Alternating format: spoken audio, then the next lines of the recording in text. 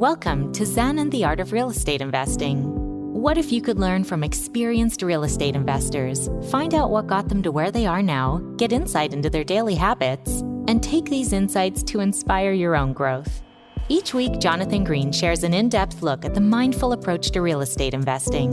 Jonathan is a lifelong real estate investor, advisor, and coach, as well as the founder and team leader of Streamlined Properties. Whether you're looking to start from scratch, get to the next level, or just for a straightforward and honest approach to real estate investing, Jonathan seeks to provide a free mentorship program you can take with you anywhere.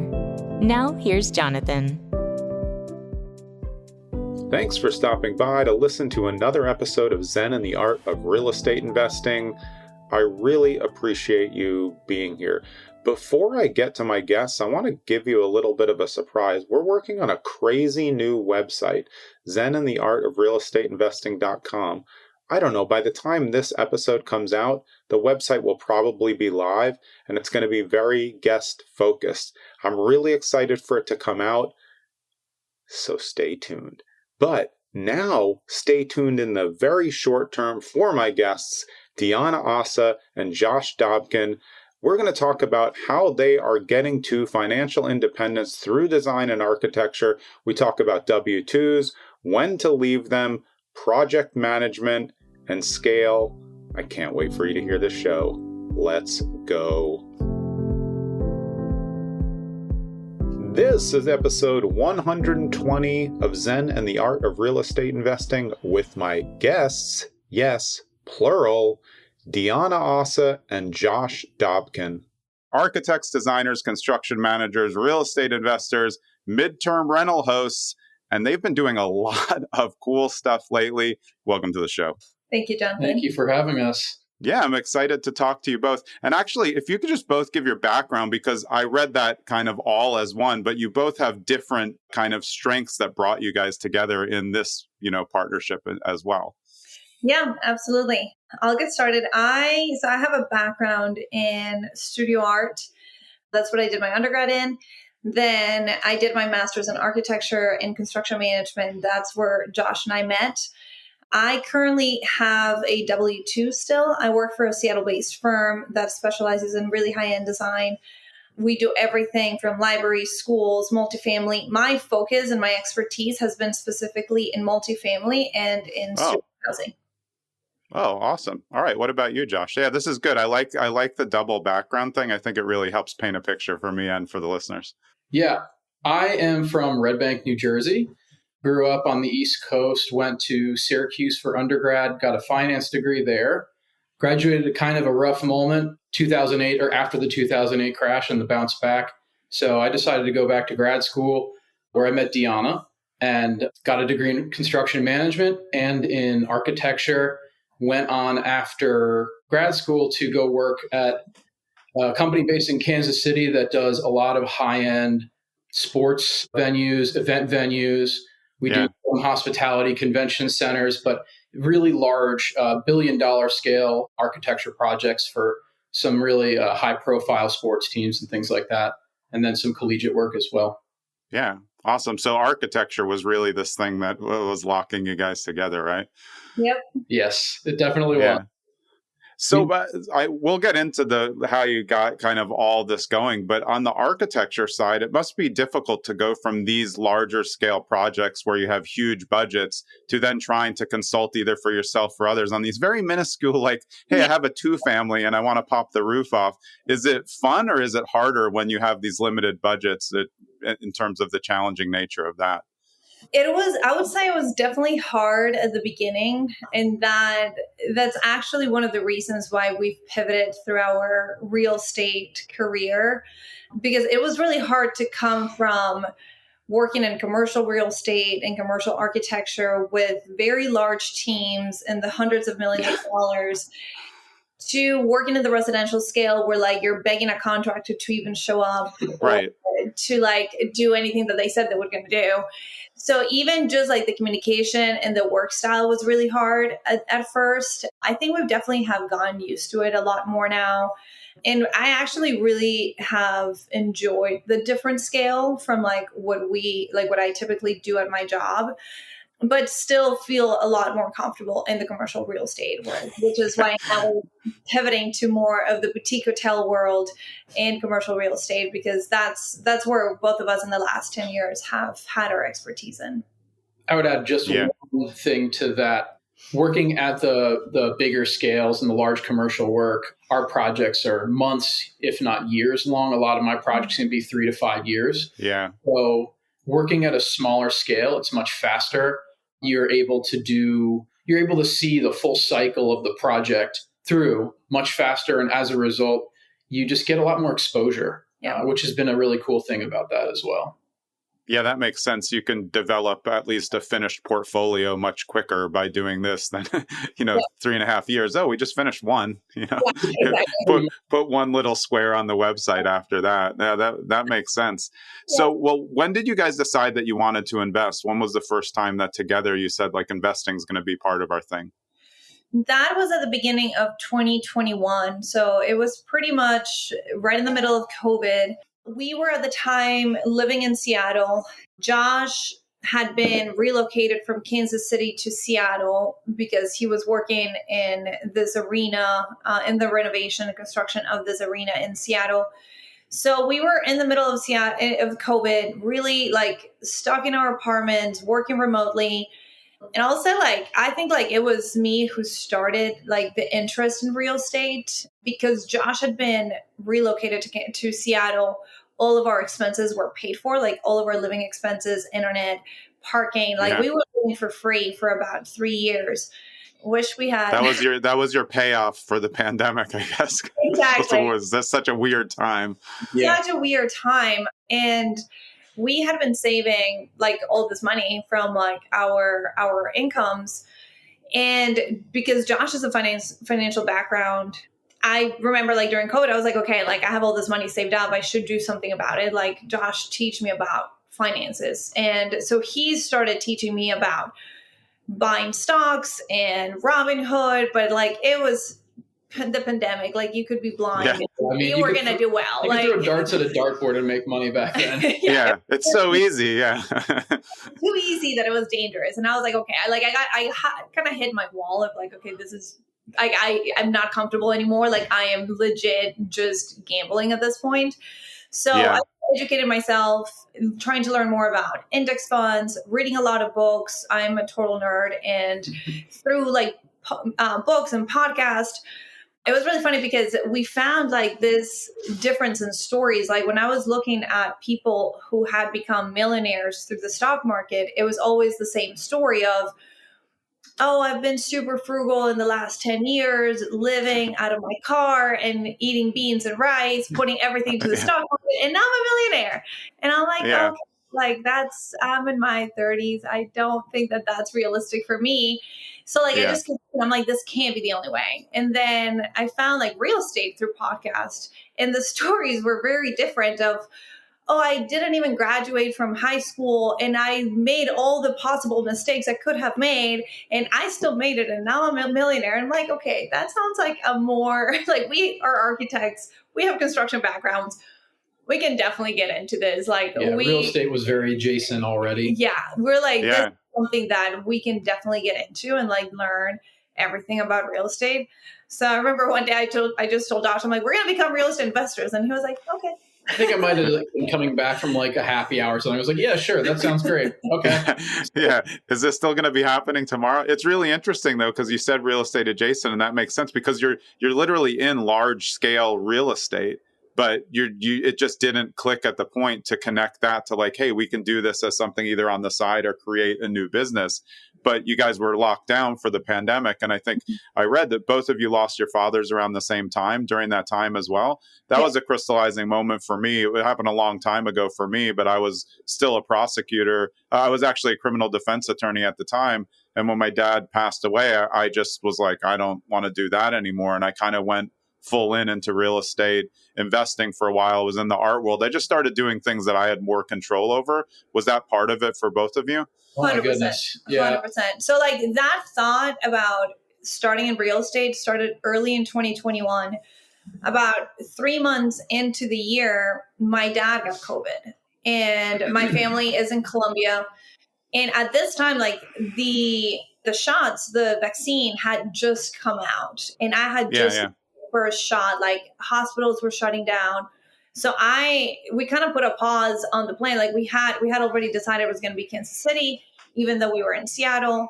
But we put a pause on it because I went to Colombia to take care of my father for 4 months.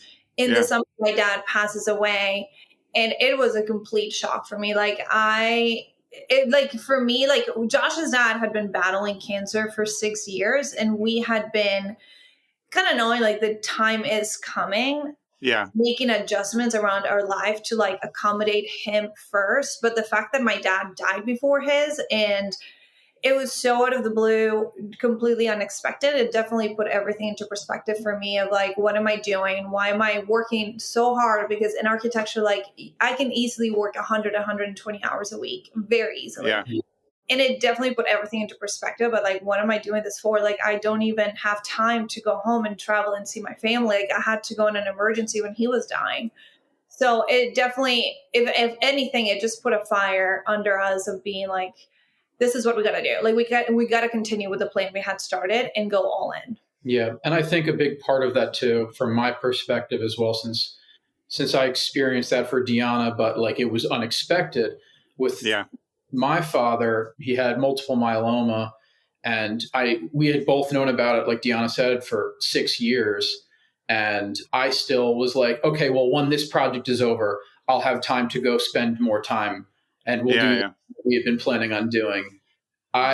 This is crazy, but he passed away 3 days after my project was at a point where I was able to leave, because we had gone through and gotten the certificate of occupancy and all of the other things that I was on site doing.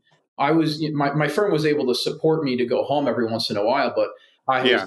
was plans of basically leaving work and like taking like 2 months off to like travel the country with him, and doing these amazing things. And I was just like, damn, like, even though I knew like you're never guaranteed that next moment. So putting it off it's a decision that's tough to make. And it's something that we've realized, and it definitely inspired us to try and push as much as we've pushed. Yeah, I think that makes sense. I mean, I think that for me, I think of it sometimes like, well, I missed some of those things. For me, it was as long as 19 years ago now. But doing this then is part of the legacy of what he would want me to do, And Oh, yeah. so making the pivot and deciding like, oh, okay, Deanna will stay at the W-2 and you guys will work on this. And you've gotten a lot of stuff going on, which we'll talk about. But yeah, I think that's important. And it is tough to get away, but I think it's a good crystallizing moment to look at it like, what do we want to do for the rest of our lives? Do we want to be tied to this, or do we want to go for this financial independence, which is part of your design invest? Financial independence was really like the third part to come into that, right? Exactly. Yeah. Exactly. And that's the big component of it. I mean, that's been really central to our why the entire time. Mm-hmm. And we often say it too for our dads, and we really do keep them very much at the forefront of our minds. Deanna's father was an incredible entrepreneur. My father ran his own medical practice for 35 plus years and was a professor as well. They both kind of carved their own ways and found ways to make what they did successful. And it's been inspiring to us, in ways that we continue to realize and learn about too, which is incredible. Yeah, that's awesome. So thinking back, though, when you guys were both younger, did you think about real estate at all? Because you did both get into architecture at some point. Was real estate when you were kids or, teenagers, was that something on your radar? Maybe not as investing, but in interest, obviously. I would say for me, my brother is a few years older than me. And since we were little, we were best friends. And he has been my idol growing up. And he's a developer architect. And in Colombia. And I always saw, like, I always wanted to be like him. Like, he's the reason why I started doing architecture. But I was very passionate about the design. And we didn't come from money. Like, my dad became incredibly successful. That was another thing. He became incredibly successful with his business. But it was like right in the moment he was about to start enjoying that success, he passes away. Yeah. Which is another thing that has inspired me about this whole journey.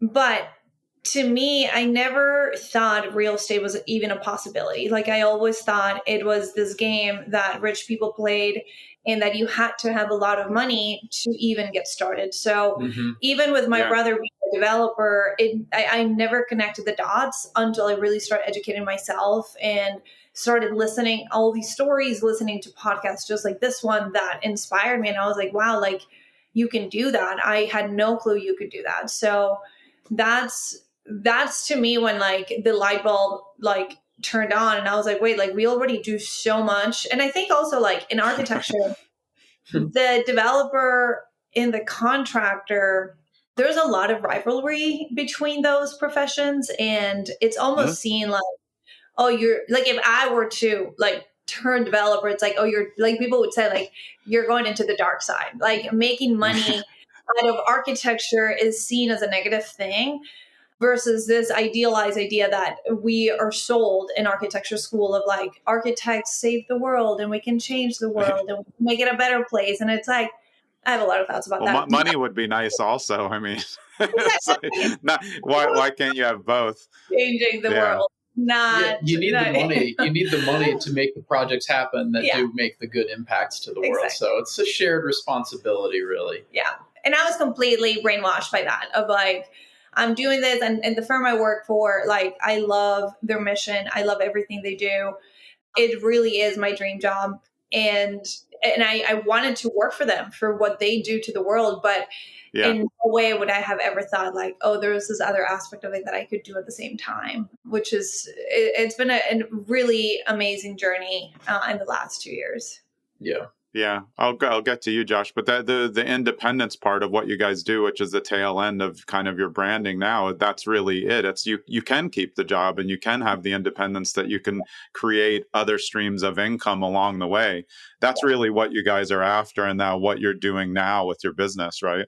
Absolutely. And it all stemmed from us losing our fathers, realizing that we love what we do, but we are completely tied to it. And I think for both of us, our dream is to get to a point where we do what we do because we love it, not because we have to. And it's something that I have really struggled with in the last 2 years of like having both my job and doing then all the real estate stuff is I don't want to feel guilty about having to choose my profession and choosing to, my dreams were always to become part of the leadership of this firm and get to the top. But it's become really clear to me that for me to get to that point, I would have to sacrifice everything else. And that's the part that I'm not willing to do anymore, because after my dad died, all my priorities changed for me. So it has been one of the biggest changes that I think real estate has gifted me with, of seeing that there is another way that I can still do something I'm very passionate about, like design, but not have to give up my life for it. Yeah. Josh, did you drop your W-2 at some point to kind of spearhead this? Not yet. I don't. Yeah. I really This is good for people, though. I ask because, listeners want to know. A lot of people try to get out of the W-2 too quickly. So I've always said, like, keep the W-2 as long as possible, because that's how you get money, like you're building, a chest of money. So it's good to hear. So let me know what your decision was and what your thoughts are on it as well to compare to Deanna. Sure. Yeah. No, my stability is obviously a very important thing when you're doing as much as we're trying to do right now.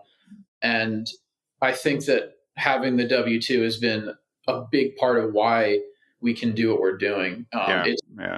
It does definitely help us that it's adjacent in so many ways to the real estate investing realm on a daily basis. We're either talking about something related, or, even if we're designing something for work, or if we're part of, looking through a schedule of things that are going to get constructed. I mean, there's so many different ways that like those skill sets transfer into that. So I don't feel a need to try and escape it in the way that several other industries may desire that, so that they can push into real estate further. As a matter of fact, I think it bolsters our ability to do what we do. And so my plan is not necessarily to leave my W-2 any point, in the near future, or really in the foreseeable future. I haven't really thought about it much. beyond just making sure that I'm doing the best that I can in both realms and making sure that they don't necessarily interfere with each other, because obviously that's a big impasse that a lot of people will face as well as they grow in real estate. Yeah. And part of that, I think, from what I've seen from following you guys, is probably getting into these partnerships where you have other people who are going to be able to be maybe more boots on the ground, for one, where you can lay over that design architectural impact. Is that where you see yourself going with this will to keep parts of these jobs at least, and maybe the whole jobs for a while? I think at least for one of us in the near future, we do think like we have gone to a point where we're trying to, like, we're doing a lot and we're spread really thin, Yeah. and Yeah. we really want to be successful at what we're doing. I think what has helped us having the W2 is that we've had to become incredibly organized and create the systems from day one, because we have to rely on the fact that we need help, whether that is hiring a virtual assistant or Yeah. whenever we need to, like, we need to be able to outsource different things, and being able to create the set of rules from the beginning has been something we've had to be very organized about, because we have never treated it like a hobby or something that, oh, one day I'll treat like a real company. Like, we were very Yeah. strict about that from the beginning. I do think like it will make sense at some point for one of us to go in fully into real estate with all the goals and all the things we want to achieve. It's hard to try to do everything when our priority always comes, our jobs take our priority. So it does Yeah. make sense for at one point for one of us to stay in our jobs and then the other one to dive into real estate fully. Yeah, that makes sense. So, where did you get started with your own portfolio? And then I know that you manage a lot of midterm rentals for other people. So, tell us the trajectory of how you got into getting properties and then access to these midterm rentals and all of the things that you're into now in your spare time. And all of the spare time. Spare time is a very operative term here. Yeah, yeah. The 11:58 p.m. to 11:59. Whatever you have. It's pretty much like that. Yeah. Well, we got started because when we were in Seattle and kind of like the light bulb went on about real estate, we tried finding properties in Seattle. Seattle is incredibly expensive and nothing worked. We learned that one really quick. And then we both went to school in St. Louis. So we also looked at that market as a possibility of investing out of state. We've seen Yeah, amazing investors that are very successful with out of state investing. So that was our initial track of just buying out of state, managing out of state. It helped us with building our systems anyways. So we thought it was a great idea. It was really funny because we had found a duplex that we were going to house hack. That was the first property we got started with. And it was really funny because it was actually our lender that convinced us to move to Kansas City, because we kind of told him our whole story and he kept pushing like, are you sure you don't want an owner occupied home? And I'm like, 100%. I am not going to the Midwest. I have put it off. And he, like, one day he sat me down and he's like, okay, this is the thing. You guys have a very interesting story. Like, Josh was relocated to Seattle. He's supposed to move back to Kansas City per his contract. You guys could buy an owner occupied, live in it for a few months. And then if you guys don't like it, then like you can move forward with it. Or like you guys do like it. And I was like, okay, like the more we started thinking about it, the more we were like, okay, what is 1 year of our lives? Like if we actually moved to Kansas City, saved so much money, made the connections, built the team, and we just committed to living there for 12 months. Like 12 months go by so quickly. So that put our wheels turning and we're like, okay, we're moving to Kansas City. His company paid for all of our moving expenses. So it was amazing. But I think like that's something that we continue to do. I think it has really helped us is that we're very flexible with our choices and we're willing to do what it takes to be successful. So we moved to Kansas City, like without knowing anyone. I still feel like the only friend I have in Kansas City is my realtor, because that's the only person I talk to. But like we came to Kansas City to be so intentional about getting to know the city really well and building our team and being able to be successful so that then we can move somewhere else and we know that we have a strong foundation. Yeah, you'll still have that area if you move out. But I think it must be nice though, because you go, even though everything was paid for, you go from Seattle where you can't find properties to Kansas City, which is a very, very good market. And the better that you get to know it, the better that properties that you're going to find as you figure out which areas are going to come up a little bit before others. Have you guys found that as you get adjusted to the Kansas City? Yeah. And we obviously making the connections. We have really good realtors that we've connected with. And it's funny because we started, I think this is also another realization that came after being in Kansas City. We started with like the duplex and then the single family home and then Bertha's other property. And like slowly we would like grow in our portfolio. But I think we always struggled with, how do we connect the knowledge we have from our professions to what we're doing with real estate? Like it never felt like the two were meshed yet. And it always felt like we have so much more value to add, but it's hard to do it at this scale. And that's like, the more we start talking to other investors and kind of seeing what other people are doing, like then that's when we pivoted to being like, okay, let's go to commercial real estate. Like that's the angle that we feel a lot more comfortable with. It's a different level of contractors, the design, the management of the team. Like we can do it day and night. Like that's what we do for our jobs. And then that's also when we got excited about boutique hotels, because then the boutique hotel kind of puts it all together with the high-end design, which is our background, just making making something out of nothing and making it very beautiful, adding a lot of value through our expertise, but being in that commercial scale. So then that's how we pivoted into the commercial world.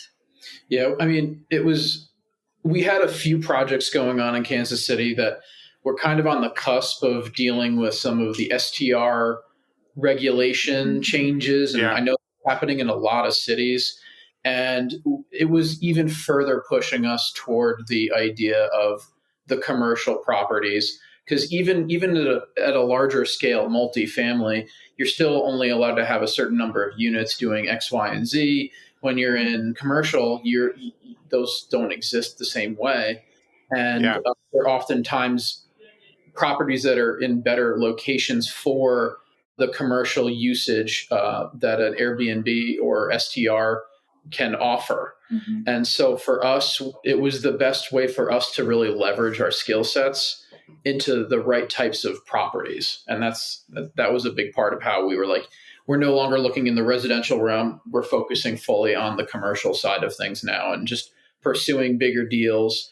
Longer close times, harder to get them across the finish line maybe, but far more rewarding to get those. And obviously we've been working very hard to make those deals happen. And it's not always with the success that we are hoping for, but we were calling it a task that was failed successfully, because we learned a whole ton both times that we've really done it so far. Yeah. Yeah, it really does make sense to me, though, because what we were saying before is, can you have an impact and then also make money?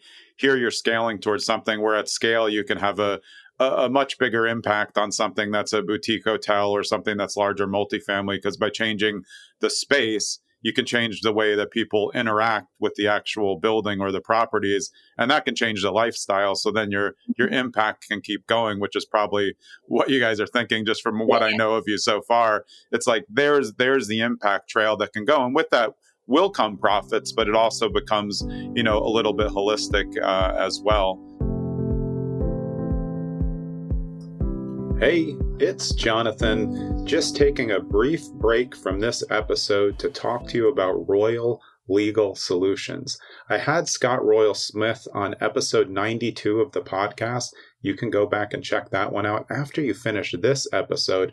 And he opened my eyes to how much protection I was losing every year that I didn't activate, build a team, and protect my assets. You can get information about Royal Legal Solutions by using my link at bit.ly/ZenRoyal. And bit.ly is bit.ly/ZenRoyal. You'll find a lot there. You'll find a 30-minute video to watch with Scott. And I can guarantee you what you hear on the podcast is exactly what you're going to hear in that video. So give it a try. I'm down the rabbit hole right with you. Let's get back to the show. Let's talk about the recent deal that failed, because I saw on social you guys were solely and you were looking at a boutique hotel and the deal eventually failed. I think it's really helpful for other investors and new investors to find out where things fail, especially in due diligence phase. I always like to tell, like, I just had a deal that failed. I went over it on YouTube. So tell us what happened. Tell us about the property, why you're excited about it, and then eventually just why the deal failed. Yeah, so this was a property we've been looking for hotels for over a year now. We had an opportunity in Kansas City looking more in like the metro areas and converting an office building into a hotel. That one also didn't pan out. But in the last few months, we've been really excited about the idea of just really tapping into the glamping world and the exterior expertise experiences that we can create. We found this property. It's in Estes Park, Colorado. It's half a mile away from the entry of the Rocky Mountain National Park. It was the dream location. The cabins were perfectly organized. Like, it was like little cabins, because we also didn't want like your more of like the room style hotel. Like, we want to operate it more closely to a short-term rental where it's a cabin and people, like, it can gather people like from 4 to 8 people. So this hotel, what really excited us about it was, I mean, one, the location. It was a fantastic location. It's right next to a national park, which is, it just checked a lot of boxes. And in addition to that, it was almost a 5-acre site, and it had opportunity for future development. And that's how it was advertised in the listing. That's what you hoped. Yes. That's what I read.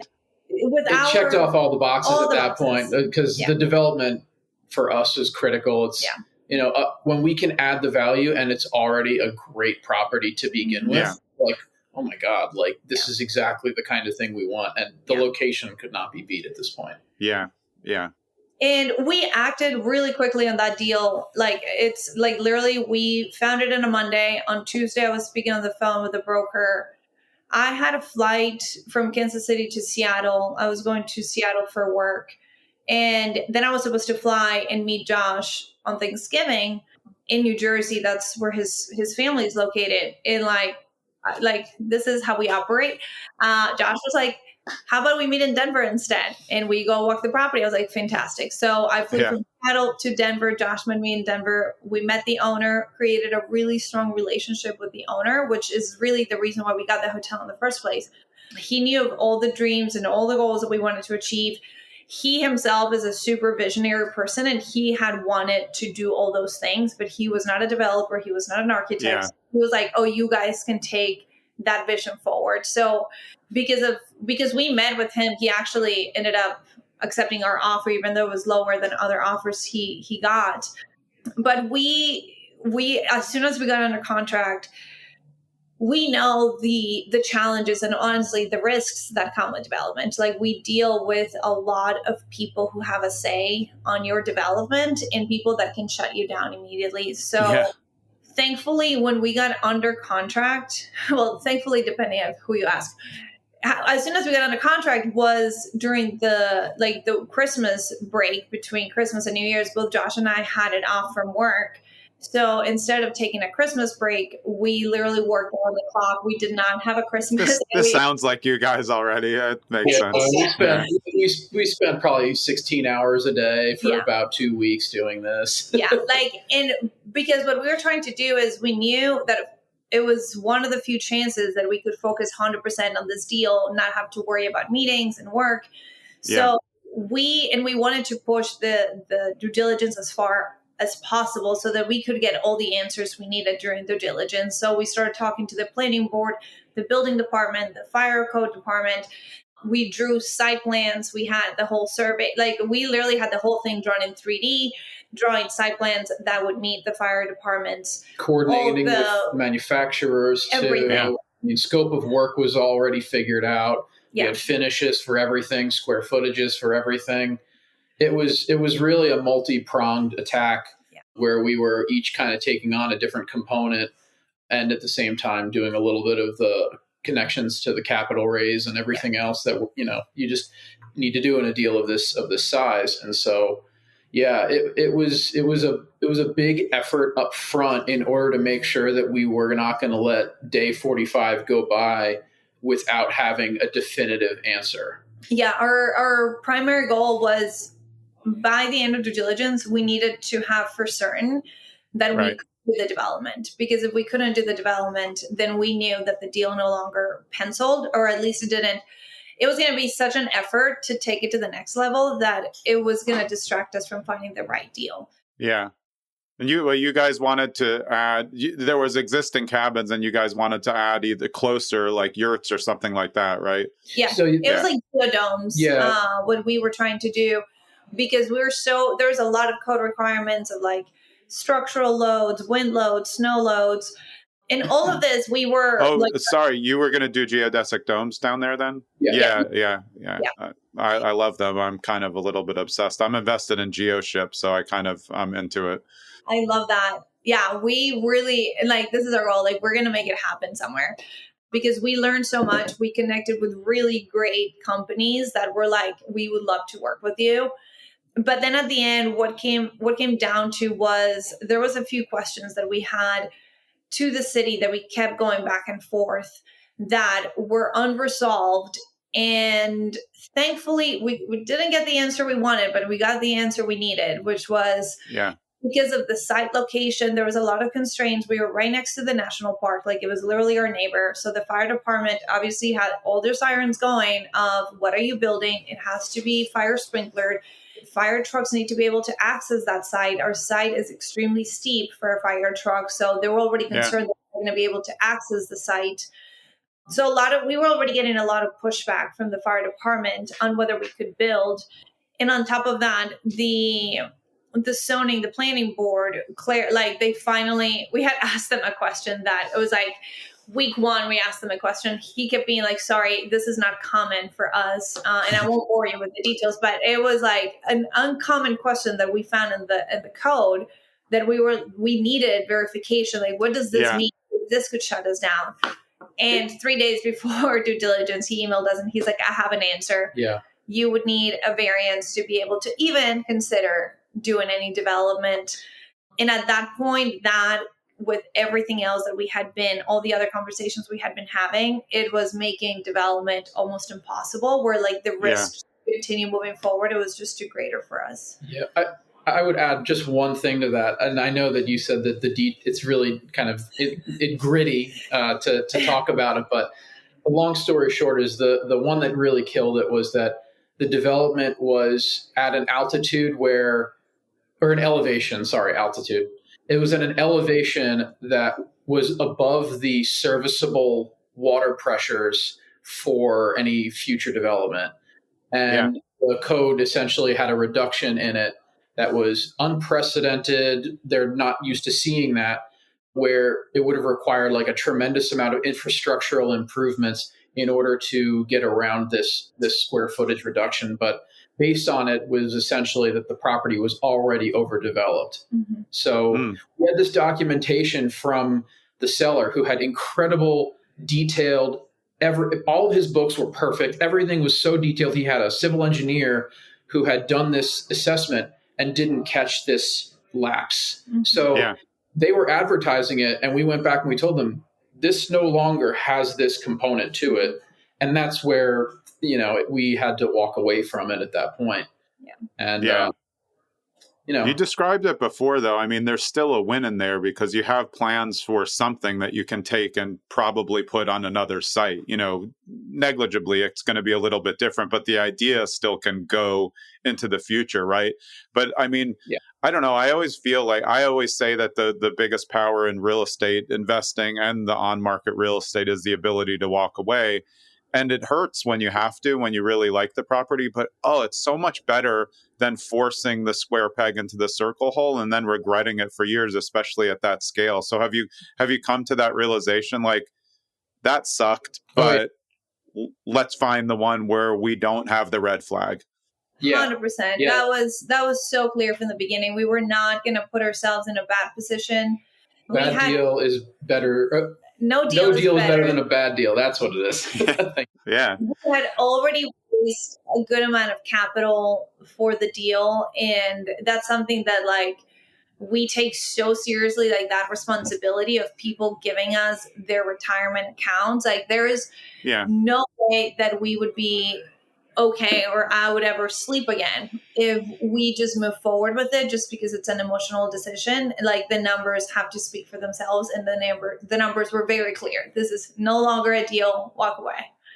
Yeah, well, you couldn't achieve the vision that you wanted. And I think that's even overriding the cost, because the whole point of you being able to do this on the side is to also match up the kind of aesthetic nature of what you like and what fuels you up, with Yeah. a cost basis that makes sense so you all make money. But, Yeah. it's a great point for other people, even on a smaller scale.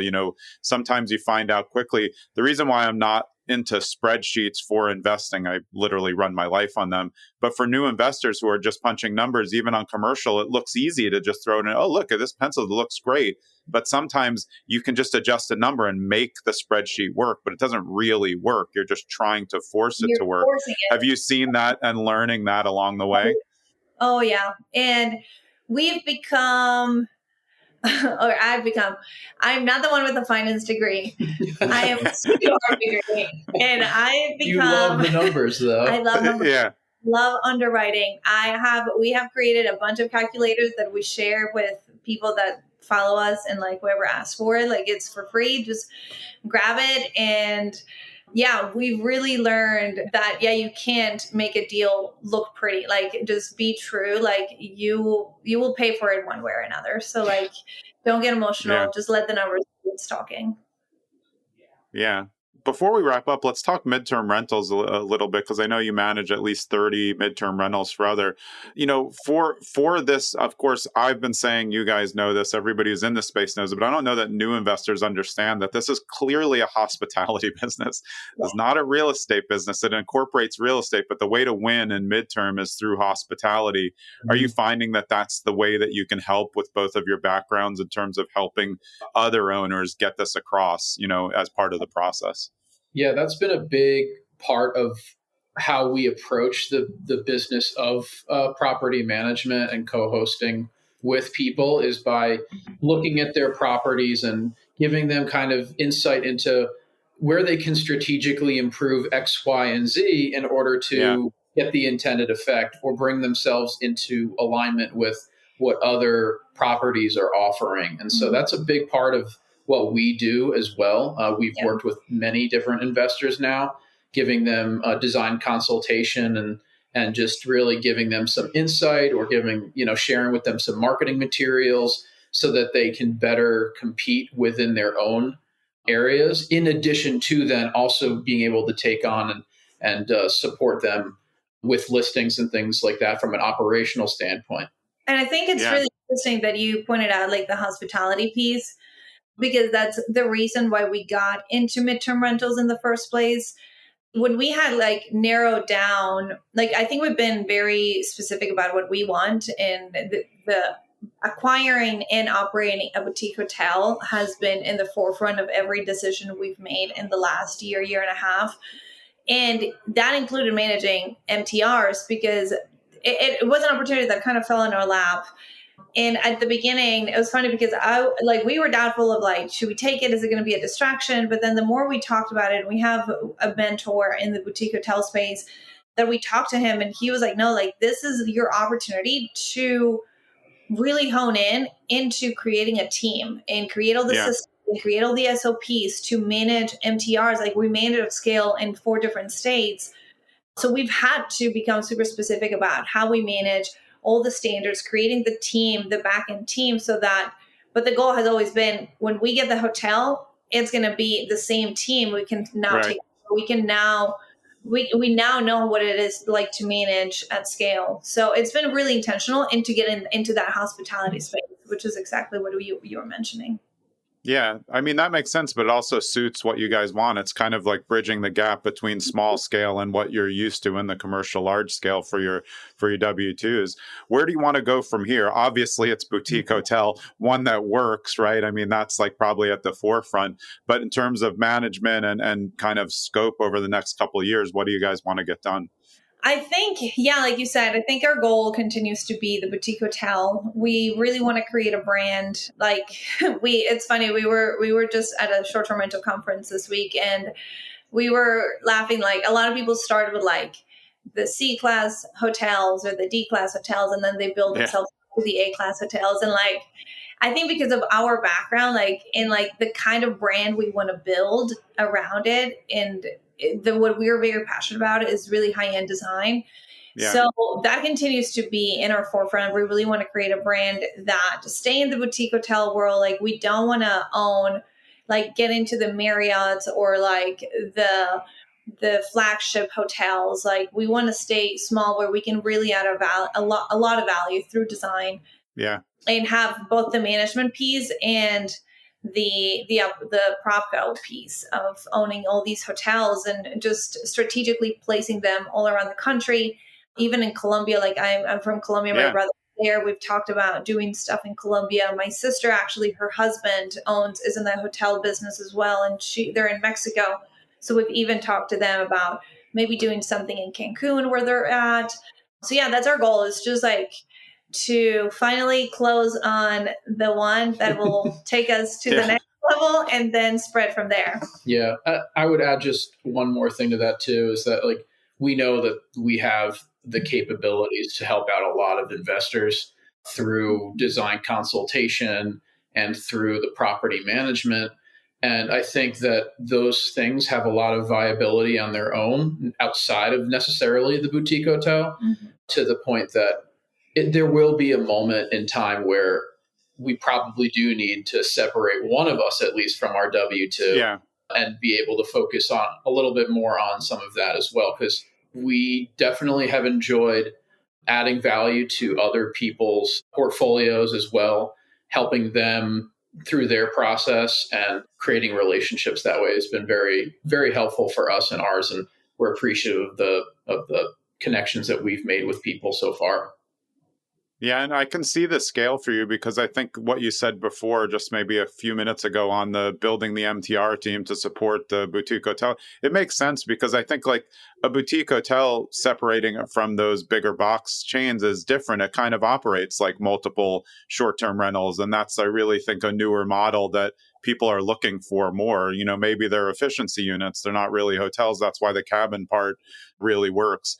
Is there, before we get to the end, is there like a number of units that like really make sense to you to make sure that you can pay enough attention? You know, is 50 units too much? That's because that's not really boutique-y anymore to me. So it's funny. We were just having a meeting. We have our level 10 meetings on every week. We were just talking about that because I think one of the things that we realized with the previous deal, the hotel came, it was 19 cabins and we were adding 6 studio domes.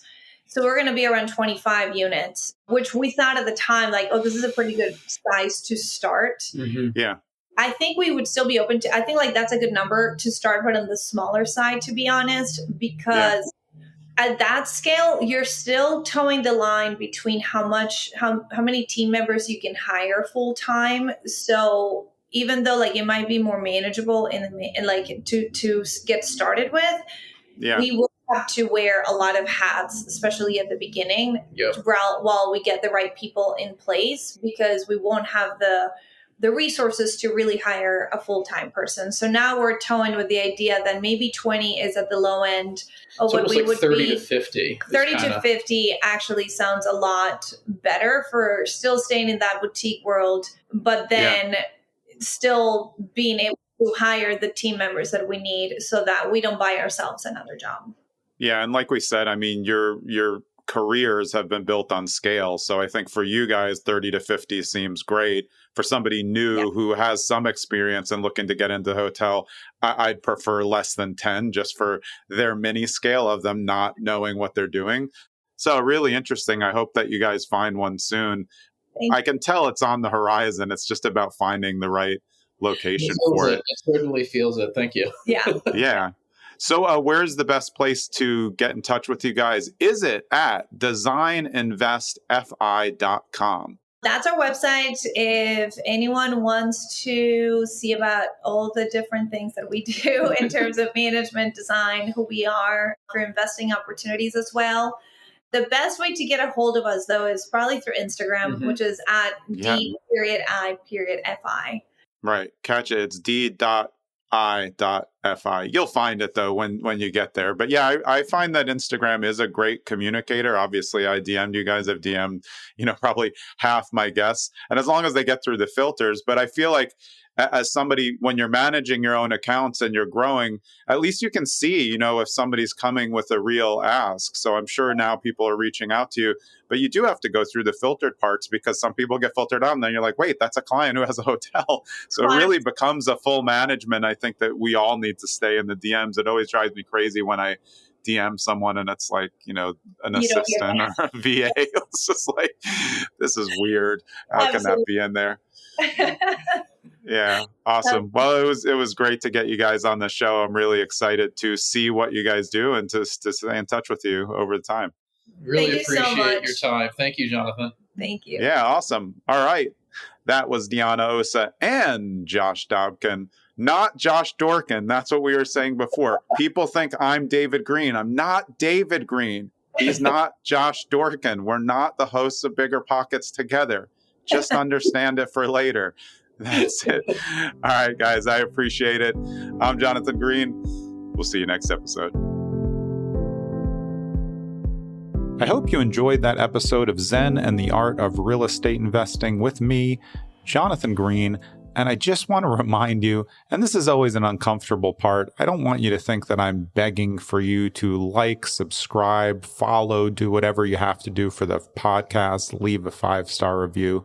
But if you like the podcast and you think it adds value in the real estate investing sphere, then just do me a personal favor. Like the podcast, follow it, share it when you can with your friends, and be so kind as to write a 5-star review if you believe it deserves a 5-star review up against what else is out there. I would really appreciate it, and I hope you keep listening.